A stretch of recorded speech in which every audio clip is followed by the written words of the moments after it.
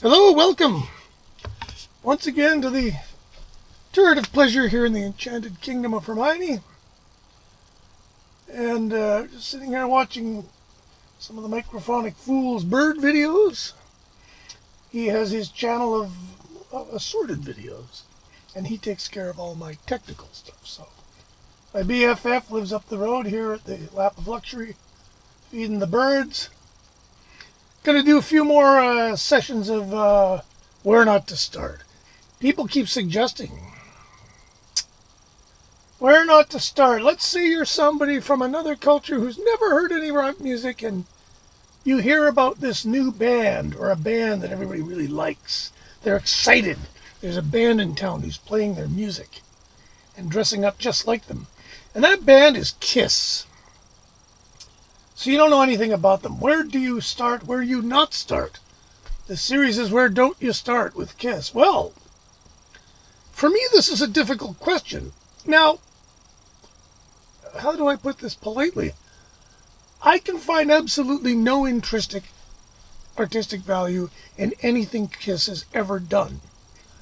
At their absolute best, they are rock cliches coupled with a decent beat and very predictable riffs. Their lyrical content is puerile and adolescent at best.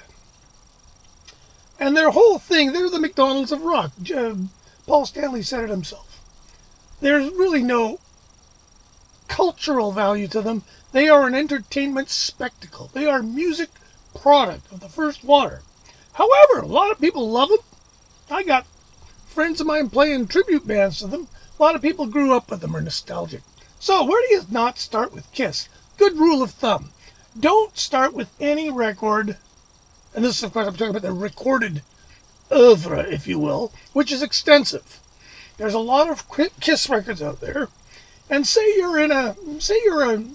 you've discovered the wonderful hobby of collecting vinyl, and you're in some record store and you see a $5 copy of a record by Kiss and you don't know anything about them. Well, here's some good starting things. First of all, this is assuming, of course, that you've taken the step of entering the portal of doom. Now, I would suggest you think long and hard before you enter this, because you might be scarred for life, but we're going to assume you've taken that step. You are going to listen to some Kiss. Don't buy any record where they're not wearing makeup.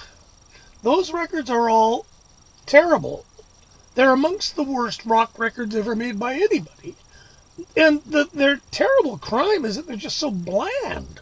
They don't really rock. There's absolutely nothing scarifying about them. They don't make the establishment nervous. You know, it's just product. And I don't remember even why they took the makeup off. Maybe somebody had a rash. But at any rate, yeah, nothing without the makeup. And let me think. Also, a really good rule of thumb would be nothing with any drummer other than Peter Criss.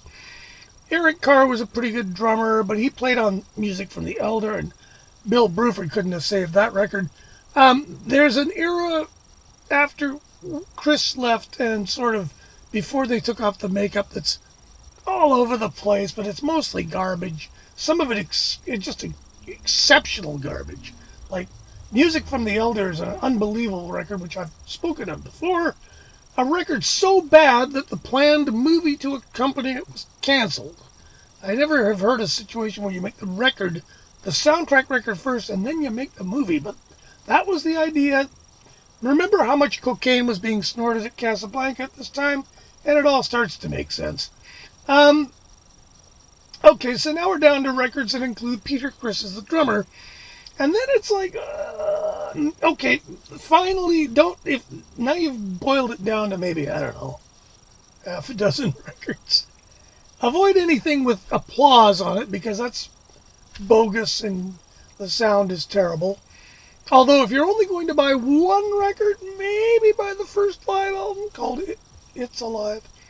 And make sure that whatever you buy has at least one writing credit on the record by somebody outside the band. And that really narrows it down to maybe 2 records. So, there you go.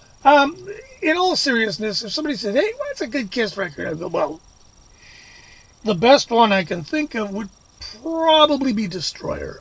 It features what I believe is their biggest hit, which was Nothing Like What They Were Supposed to Sound Like, written by the drummer, his only hit, a string-fed banality that's just god-awful, but it was popular, and it features Detroit Rock City, possibly their only, I mean, if I had one song on a compilation, that would be this one.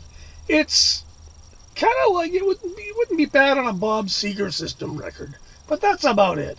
Other than this, they are just pure expedient product, and I would say any sensible person would just steer as clear as possible from this band, because unless you want spectacle, by which I mean visual, you're not going to get anything out of this band that's good. It's all just crap. And it's crap, it's perfect for the Trump era, so maybe, who knows? They keep doing final tours, and now, of course, it's being floated that they might just turn it into a franchise. So it really will be like the McDonald's of rock. With Kiss touring all over the place, maybe there'll be more than one Kiss at a time, which has been done. Fleetwood Mac did it inadvertently in the 70s. But we can only hope, or not. The future of rock as we know it. Sometimes I'm glad to be this old. There you have it, Kiss. Where not to start? Don't start anywhere. Just say no. There. Don't forget, subscribe, comment. I love the comments. If you think I'm insane and don't know what I'm talking about, feel free to tell me. I don't mind. That's why I do these things. And we'll hopefully talk to you soon.